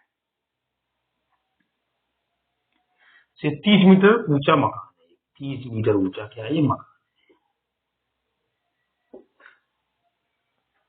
ऊंचे भवन से कुछ दूरी पर खड़ा है, जब वह ऊंचे भवन की ओर जाता है तब उसकी आंख से भवन के शिखर का उन्नयन कोण, उसकी आंख से भवन की, तो आंख है, मैंने क्या बताया था, भवन से आंख की ओर, तो देखो भवन से इसकी आंख की ओर ये जा रही है, ठीक है, इसकी लंबाई यहीं से जा रही सीधी, तो ये हमारी जड़ है, ठीक है। तो भवन एक पॉइंट कितना, तो मान लो इसकी आंखों की रोशनी बोले तो 1.5 ऊंचाई पर है ये, तो कितना बचेगा ऊपर, देखो आप 30 मीटर ऊंचा ये हमारा, तो कितना बचेगा, अब मान लो 30 मीटर था, मकान 30 मीटर ऊंचा था, लड़के की दृष्टि जो पहुंची है, जहां तक पहुंची है, तो इतना नीचा काट दें, 1.5 अगर हम कम कर दें इसमें से, तो कितना बचेगा ऊपर का हिस्सा, तो ऊपर का हिस्से की ऊंचाई, ऊपर के हिस्से की बचेगी 28.5, ठीक है। इसमें कितनी बचेगी, 28.5 बचेगी, वो लड़के की लंबाई इतनी है, ठीक है। इसमें लड़के की लंबाई इतनी है, तो इसमें क्या है, तो यहाँ से वो लड़के ने देखा ऊपर भवन की तरफ देखा उसने, तो यहाँ से क्या कितने कोण बनना है, ये कोण बनना हमारा कितने का, ये कोण बनना था 30 अंक का। अगर मान लो लड़का थोड़ा आगे और चला जाता है,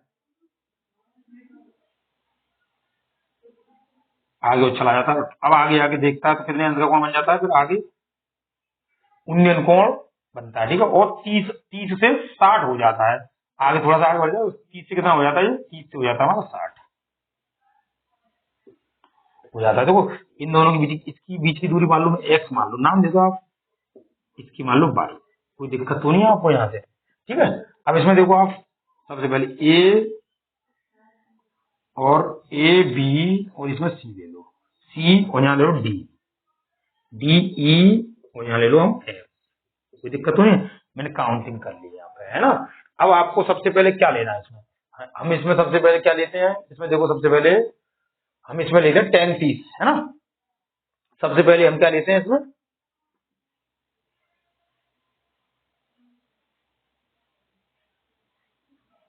हम इसमें सबसे पहले लेते हैं, जो यहाँ लेता हूँ ऊपर, है ना, यहाँ ले लेता हूँ, सबसे पहले इसमें लेते हैं क्या tan 30, है ना। सबसे पहले ए ई बी लेते हैं हम, ए ई और बी लेते हैं ना। तो हम पहले सबसे कह रहे हैं त्रिभुज ए ई बी ले लो सबसे पहले आप, है ना, ए ई बी लेते हैं सबसे पहले इसमें, है ना। ए ई बी में दिया है, इसमें क्या लेते हैं tan, हम सबसे पहले लेते हैं tan 30 अंक बराबर, है ना। इसकी ऊंचाई कितनी है हमारी, तो ऊंचाई tan 30 की ऊंचाई कितनी, ऊंचाई देखो यहाँ ए बी ऊंचाई है, और देखो इसकी दूरी दोनों को जोड़ दो, यानी कि जो ई एफ है ना x, इसमें जोड़ दो x प्लस वाई, यानी कि दूरी तो मान लो इन दोनों की दूरी देखो ये बराबर है, x और y दो पॉइंट है, तो दोनों को हम आपस में क्या करते हैं, ज्वाइंट करके जाते हैं, ठीक है। इसके बाद में हम tan 30 की वैल्यू क्या, 1/√3 बराबर, इसकी वैल्यू क्या है हमारी 8.5 है, इसकी बटे में इसकी क्या हो जाएगी हमारी x प्लस वाई, इसका मल्टीप्लाई कर दो इसमें, तो ये क्या हो जाएगी हमारी x plus y equal to इसका मल्टीप्लाई इसमें कर दो, इसमें कितना हो जाएगा 28.5, उसमें मल्टीप्लाई कितना हो जाएगा √3 हो जाएगा, ठीक है। यहाँ तक ये कंडीशन हो गई हमारी, यानी हमने x प्लस वाई की जो दूरी थी इतनी निकाल ली, यानी 28.5 √3 निकाल लिया हमने, है ना। हमने ये 30 लिया था। अब इसके बाद में आगे बढ़े, तो अब लेते हैं हम क्या, tan 60 अंक लेते हैं, है ना। tan 60 अंक, मैं tan 60 अंक यहाँ ले लेता हूँ, है ना, यहाँ पे अब मैं लेता हूँ tan 60, ठीक है, tan 60 अंक, यानी क्या लेता हूँ मैं, ए एफ बी, क्या लेता हूँ मैं, त्रिभुज ए एफ बी में दिया है 60 अंक, अब मैंने 60 अंक ले लिया, है ना। तो इसमें 60 अंक जब लिया है मैंने, तो आपने देखा इसकी दूरी क्या, 22 है हमारी, है ना, इसकी दूरी 22 है हमारी, और ऊंचाई इतनी रहेगी, ऊंचाई हमारी क्या 28.5 रहेगी, तो हम ले लेते हैं इसमें, तो बराबर ऊंचाई कितनी है 22, ऊंचाई वही रहेगी, ऊंचाई तो वही 28.5 रहेगी ऊंचाई, तो है ना, ऊंचाई हमारी यही रहेगी। इसके बाद में 22 नीचे लगा लेते हैं, इसमें क्या नीचे क्या रहेगी 22 नीचे लगा लेते हैं। tan 60 की वैल्यू क्या होती है, मैंने बताया था आपको √3 होती है, इक्वल टू 28.5 बटे में, इसका रूट का मान लगा लिया, 22 का मान, 22 के में मल्टीप्लाई कर दूं 20, 22 का मान 22 इसमें गुणा कर दूं, तो 22 √3 बराबर 28.5 बटे में कितना आ गया, √3 आ गया, है ना। √3 का ऊपर मल्टीप्लाई कर दो, सॉरी √3 आ गया, यहाँ से तो √3 था ना, ये √3 में नीचे भाग दे दिया था तुरंत ही, अब दे देता हूँ y इक्वल टू √3 का दे दो भाग, तो 28.5 बटे में √3, है ना। ऐसी कंडीशन में मैंने आपको क्या बताया था, √3 का मल्टीप्लाई कर दो, लेकिन हमें यहाँ पर √3 दे रखा है ना। तो हम क्या करते हैं, बाई की वैल्यू हमारी यहाँ से आ गई, ये हमारी बाई की वैल्यू आ गई हमारी, ठीक है। तो बाई की वैल्यू उसमें उठा के लगा दो, आपको एक्स की वैल्यू प्राप्त हो जाएगी, बाई की तो आ गई हमारी। अब एक्स की वैल्यू प्राप्त करनी है हमें, तो देखो एक्स की वैल्यू, बाई की वैल्यू यहाँ से उठा के यहाँ रखो, तो प्लस के 28.5 बटे में √3, है ना, इजकल टू, इसमें कितना हो जाएगा 28.5 √3। इसमें से क्या करना हमें, ये है ना बराबर में दे रखा, अब इसे उधर ले जाओ, घटा दो उसमें से, तो x इजकल टू 28.5 √3 माइनस के से घटा दो, 28.5 √3, ठीक है। इसका ले लो एलसीएम, आप एलसीएम में इधर ले लेता हूँ ना, एलसीएम √3 एलसीएम, वन का देना √3 में, अगर देखो वन का डिवाइड अगर मैं √3 में देता हूँ तो √3 का इसमें मल्टीप्लाई हो जाएगा, तो मल्टीप्लाई √3 हट जाएगा इसमें से, तो कितना आ जाएगा इसमें 28.5 और क्या आ जाएगा 3 आ जाएगा इसमें माइनस के, है ना। इसमें कितना बचेगा माइनस के 28, देखो ये √3 से √3 कैंसिल तो क्या बचेगा 28 पॉइंट, इसमें ओनली 5 बचेगा, है ना। अब आप देखो इसमें 28.5, इसमें तो कॉमन दिख रहा है दोनों में से, 28.5 कॉमन ले लो इसमें, 28.5 कॉमन, ब्रैकेट में क्या बचेगा 3 माइनस 1 बटे में क्या बचा √3, ठीक है। इसमें 3 में से अगर मैं 3 में से 1 घटा दूं, अगर मैं 3 में से 1 घटा दूं कितना बचेगा यहाँ पे, तो इधर बचा देता हूँ, अगर मैं 3 में से 1 घटा दूं कितना बचेगा यहाँ देखो, 3 में से घटा दो तो 28.5 मल्टीप्लाई 2 बाय √3, अगर आप चाहो यहाँ तक हो रहा, अगर ऊपर नीचे आप मल्टीप्लाई कर दो √3 का, तो इस प्रकार से ये सवाल, चलो मैं इसे उठा के यहाँ कर दूं, इधर इधर हल कर देता हूँ, इधर है इधर दो यहाँ कर देता हूँ इसे, तो कितना 28 पॉइंट उधर से आया है ना, 28 पॉइंट कितना है इसमें 5 है, y2 रूट में कितना हमारा रूट में 3 है, मैंने क्या कहा था आपसे, √3 का ऊपर मल्टीप्लाई कर दो और √3 का नीचे, कहीं भी √3 नीचे देखे तो ऊपर नीचे मल्टीप्लाई कर दो, इसमें कर दो आप, तो कितना हो जाएगा 28.5 सो जोड़, इसमें मल्टीप्लाई कर दो पहले, 2 का इसमें करना, इसकी जीरो आंसर लगा 1, 16 करेंगे 7 आंसर लगा 1, 2 दूनी 4 और 1 5, इसमें क्या हो 57 हो गया, 57 यानी पॉइंट के बाद की हमें क्या है जीरो, इसमें क्या होती है हट जाती है ना, तो पॉइंट के बाद की जीरो हट जाती है, इसमें जीरो उठा दो, तो √3 ऊपर आ जाएगा, बटे में नीचे कितना आ जाएगा, ये 3 का करता हूँ 3 आ जाएगा, इसमें 3 से ये कटेगा नहीं, कट जाएगा, 3 से इसे काट दो, 3 से ये क्या बार कट रहा है बनवार, 3 से ये बनवार कट रहा है, 3 से ये गया बनवार, 2 बजे 27 के नाम 27, तो 19 √3 आ गया इसमें, है ना। तो क्या आ गया हमारा ये 19 √3 आ गया इसमें, तो क्या 19 √3 यही है हमारी, तो ये हमारी क्या निकले, यही तो हमें प्राप्त करनी थी, ये क्या निकले, वह भवन की ओर कितनी दूरी चलकर गया, तो भवन की ओर कितनी दूरी चल गया, तो 19 √3, ठीक है,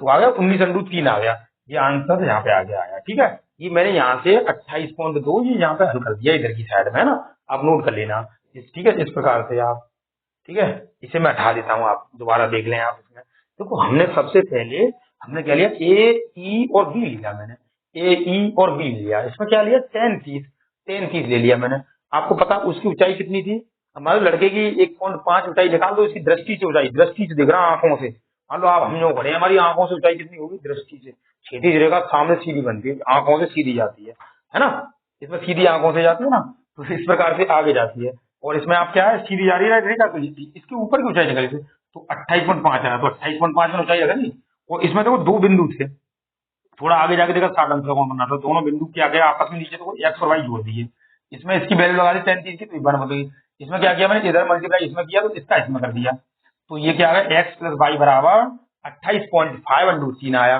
तो इसमें क्या मैंने इसमें क्या कर दिया, अब ये बिंदु रखने के बाद मैंने क्या किया y की वैल्यू निकाली, y की वैल्यू निकाल के y की वैल्यू उठाकर यहाँ रख दी मैंने, है ना, y की वैल्यू क्या यहाँ पर रख दी, ये समीकरण 1 बन गया था ना, तो इसकी वैल्यू हमने इसमें उठा के रख दी, यहाँ रख दी, ये रखी है, इसके बाद इसे मैं उधर ले गया घटा दिया, तो घटाने के बाद में इसका लिया एलसीएम √3, ये दिख रहा है आपको √3, ये एलसीएम लिया √3, तो इसका 1 का दिया √3 में, तो इसमें गुणा हो गया, तो √3 में √3 का √3 में गुणा करेंगे तो 3 आएगा, तो 3 ये आ गया, माइनस 28.5 बचा, तो 28.5 दोनों में कॉमन दिख रहा था, मैंने क्या किया मतलब गुणा करते तो वो घटाना जोड़ना हो गया, तो इसमें क्या 28.5 और 28.5 मैंने क्या कॉमन ले लिया 28.5, और इसमें कितना 3 में से 1 घटाना, तो 1 घटा दिया, 3 में से 1 गया तो 2 बचा, और 28.5 तो है ये यहाँ, और 2 3 है। तो इसके बाद में मैं यहाँ आ गया, इसमें क्या किया, ऊपर नीचे 2 3 का मल्टीप्लाई कर दिया। तो इस प्रकार से आप नोट कर लेंगे, ठीक है। हटा देता हूँ।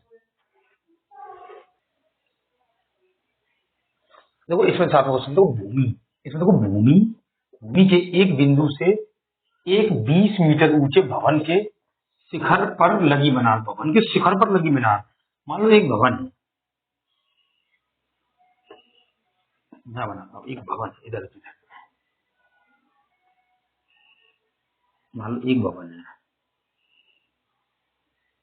भवन के शिखर, ये भवन का शिखर कहाँ, शिखर भवन का ये हो गया, ये भवन का शिखर हो गया, इसके ऊपर लगी एक मीनार, भवन के शिखर के ऊपर एक लगी मीनार, मीनार हो गया है ना, मीनार हो गई। तो कुछ लगी भवन के शिखर लगी एक संचार मीनार, संचार मीनार अलग होती है, संचार मीनार के तल और शिखर, तल क्या होता है, संचार मीनार के तल, तल और शिखर, शिखर के उन्नयन कोण, शिखर के उन्नयन कोण मतलब तल, यानी कि तल ये हो गया मीनार का तल, देखो तल ये हो गया हमारा, है ना, संचार मीनार के, और शिखर कहाँ हो गया हमारा, शिखर ये हो गया, मीनार का शिखर पूछे तो शिखर ये हो गया, है ना, मीनार के लिए।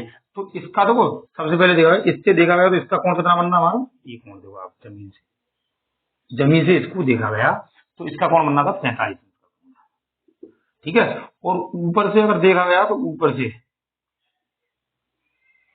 देखा गया 45 और 60 अंश का, 60 अंश का है, तो मीनार की ऊंचाई क्या कीजिए, तो कितना लगेगा, इसमें क्या हुआ, पूरा कितना हो गया हमारा 60 अंश का हो गया, ये कितना हो गया हमारा 60 अंश का, ठीक है, ये पूरा 60 अंश का हो गया। तो अब आपको इसमें क्या है, हमें क्या मीनार की ऊंचाई क्या करनी है, यानी कि हमें मीनार की ऊंचाई एच है हमारी, है ना, ये मीनार की ऊंचाई एच है हमारी, है ना।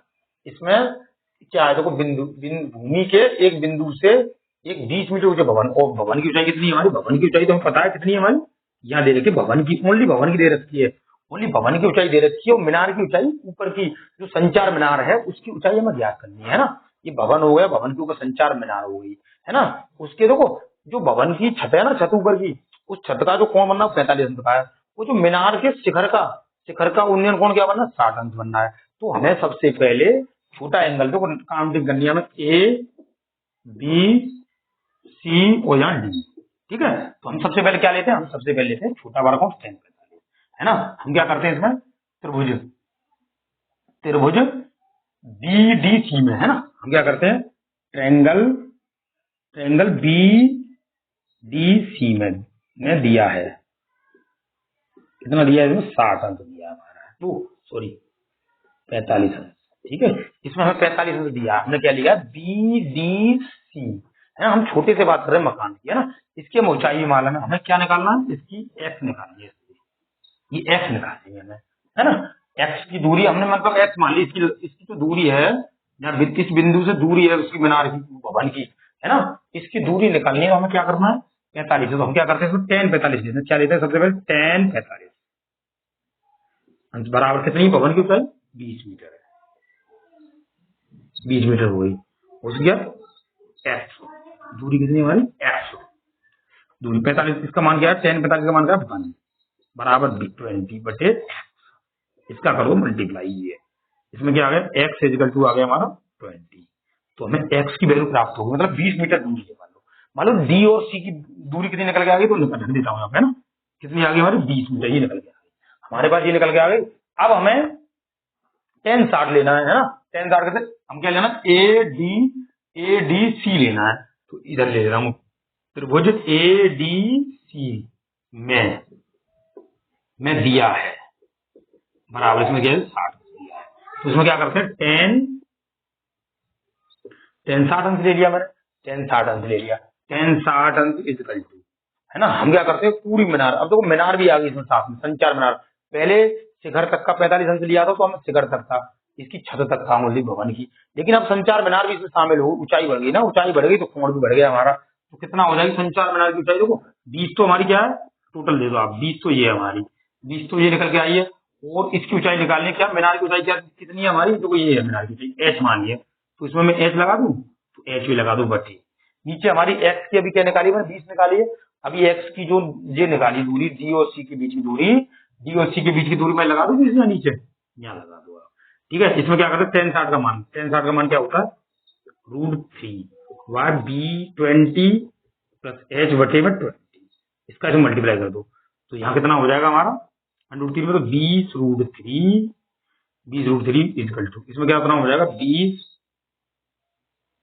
प्लस H, इसको इधर ले आओ 20 के पास 20 के पास 20√3 इसमें क्या होगा -20 बराबर H। इसमें से क्या कर दो 20 हमें कॉमन ले लो, कॉमन लेने के बाद में क्या बचेगा इसमें, कॉमन लेने के बाद में बचेगा इसमें √3 -1, ठीक है। इसमें √3 की वैल्यू देने रखते तो H बराबर क्या आ गया हमारा ये वैल्यू आ गई, H बराबर वैल्यू क्या आ गई हमारी ये आ गई, ठीक है। इसमें क्या है टेन 60 हमें दोनों क्यों जोड़ दी, क्योंकि हमारा ये 60 अंश का कोण है, मीनार बाद में बनी, ये भवन तक की हमने पहले निकाली थी तो भवन तक की हमें 20 की निकाली थी ना, भवन की निकाली थी तो इसमें 20 आई थी, और इसके बाद में ये जो मीनार बढ़ गई है तो मीनार दोनों को आपस में क्या कर टोटल कर दिया, दोनों की ऊंचाई को क्या कर टोटल, उसकी तो हमें पता था 20 थी, मीनार की ज्ञात करनी तो हमने टेन 60 का मान लगा दिया √3, तो √3 इसका इसमें मल्टीप्लाई कर दिया तो 20√3 बराबर 20 प्लस H आ गया हमारा, है ना। इसमें 20 हमने कॉमन ले लिया तो क्या हो गया हमारा ये आ गया, तो इसमें क्या कर दिया इसका हम बस ये H की दूरी हमें क्या निकालनी थी ऊंचाई निकालनी थी, तो मीनार की ऊंचाई क्या निकल के आ गई ओनली, देखो ये ऊंचाई किसकी निकल के आई है हमारी, ये ऊंचाई हमारी मीनार की निकल के आई ओनली, है ना। इसमें उसका कोई मतलब ही नहीं है, तो मीनार की ऊंचाई कितनी आ गई हमारी ये आ गई हमारी, इसे नोट कर लें आप।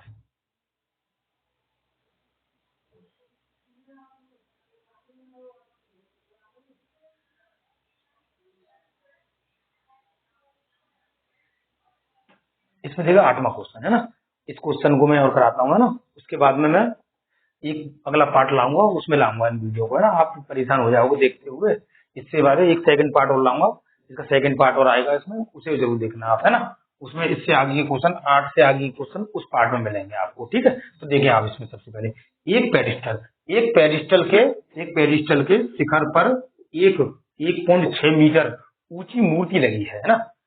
पेरिस्टल जानते हो आप, पेरिस्टल आपने देखा होगा बाजार में मार्केट में, यहाँ बना देता हूँ मैं ना, यहाँ इधर एक पेडिस्टल होता है जिसमें मूर्ति लगी रहती है, पेडिस्टल बनता है, ये कितना बड़ा आपने देखा होगा शायद पेडिस्टल, है ना, किसी बड़ी बड़ी जगह में पार्कों में लगा होता है, उसमें मूर्ति लगी होती है, एक पेडिस्टल होता है, इसके ऊपर एक मूर्ति लगी हुई है ना, एक पेडिस्टल के शिखर पर, इसका शिखर कहाँ है हमारा, पेडिस्टल का शिखर ये है ना, शिखर पर 1.6 मीटर ऊंची मूर्ति लगी है, यानी 1.6 मीटर ऊंची मूर्ति, मान लो किसी की मूर्ति लगी हुई है 1.6 मीटर ऊंची, किसी की मूर्ति हो, अदरवाइज कोई भी सही, किसी की भी एक मूर्ति लगी हुई, ठीक है, एक मूर्ति लगी हुई है, भूमि के एक बिंदु से मूर्ति के शिखर का, है ना, भूमि के एक बिंदु से मूर्ति के शिखर का उन्नयन कोण, मान लो भूमि का एक बिंदु का हमारा, एक भूमि का, तो भूमि हमारी ये भूमि है सब, है ना, ये मूर्ति लग रही है भूमि, तो मूर्ति हमारी ये तो मूर्ति के, है ना, शिखर का, मूर्ति का शिखर कहाँ, मूर्ति का शिखर ऊपर ये होगा शिखर, मूर्ति का शिखर कहा है ना उसमें, तो मूर्ति का शिखर ये होगा, शिखर से कितने अंश का कोण है इसमें, 60 अंश का कोण है, 60 अंश, है ना, तो शिखर का उन्नयन कोण 60 अंश, और उसी बिंदु से पेडिस्टल के शिखर का, पेडिस्टल जहाँ मूर्ति, ये पेडिस्टल बना हुआ है जिसके ऊपर मूर्ति जो खड़ी होती है ना, पेडिस्टल नीचे होता है, वो वाला पेडिस्टल है ये, ठीक है। तो इसमें देखो सबसे पहले हम क्या करते हैं, इसमें बीच में से बिंदु जाएगा इसमें, है ना, इसमें ये जा रहा है, ये पेडिस्टल के ऊपर ये है ना, पेडिस्टल मतलब जा रहा है, तो कितने अंश का कोण बना रहा है ये, शिखर पर उन्नयन कोण इसका 45 अंश का कोण है, तो इसमें कितने का, ये कितने का अंश का कोण है, 45 अंश का, ये है 45, तो ये हमारा कितना था, ये है 60 अंश का, ठीक है ना, ये हमारा कितना, ये हमारा 45 अंश का होगा ये रहा।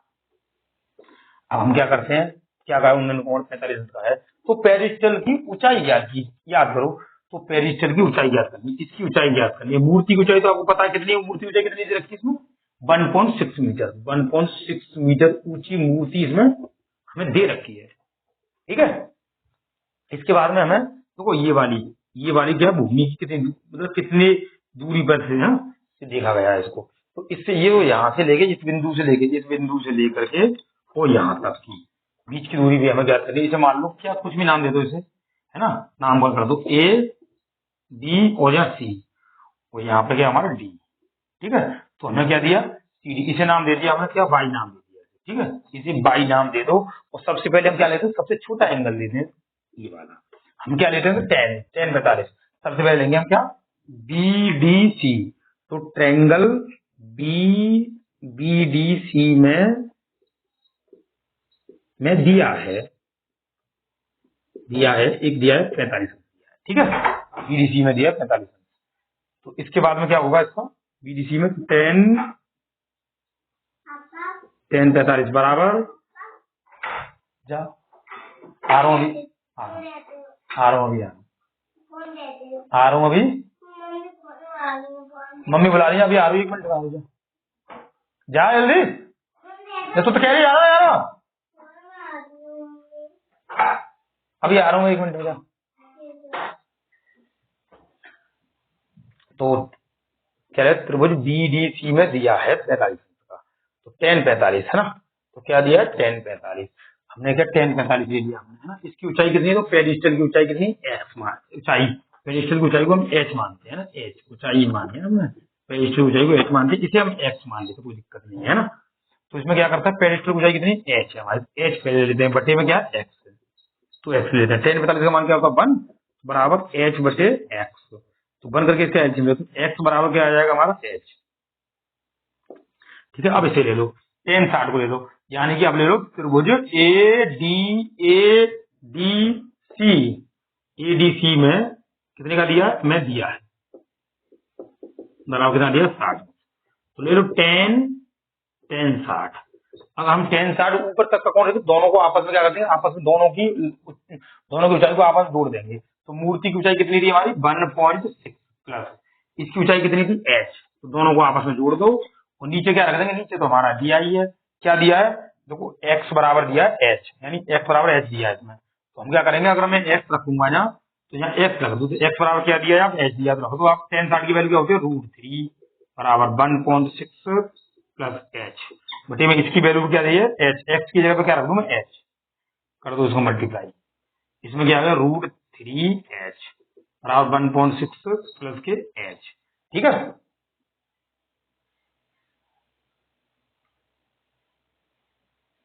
अच्छा ठीक है, इसमें क्या है h को एक पास ले लो, तो √3 माइनस का √3h है ना, इसे ले लो माइनस का h हो जाएगा बराबर 1.6।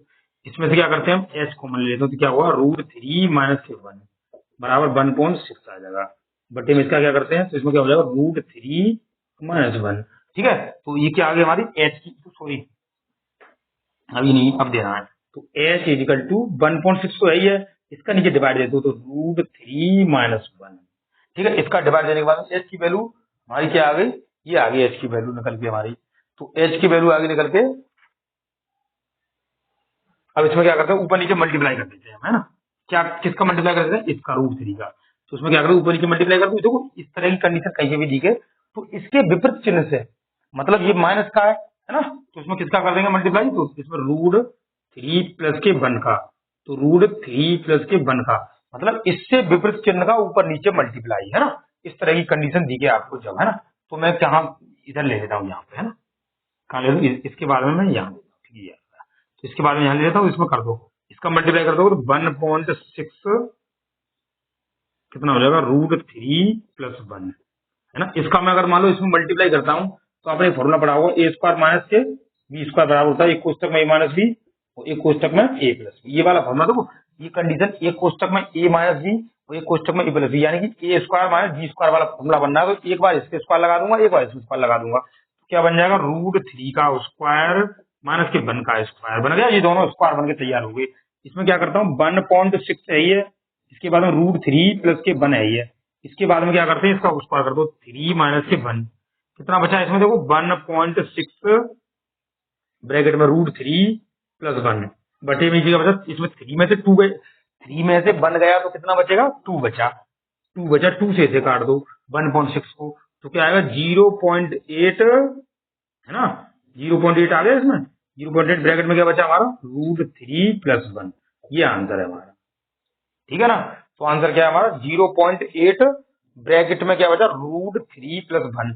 तो इस प्रकार से आप मेरी वीडियो को ज्यादा से ज्यादा शेयर करें और सब्सक्राइब करें और ज्यादा से ज्यादा भेजें बच्चों के पास, जो बच्चे पढ़ नहीं पा रहे हैं उनके पास भेजें।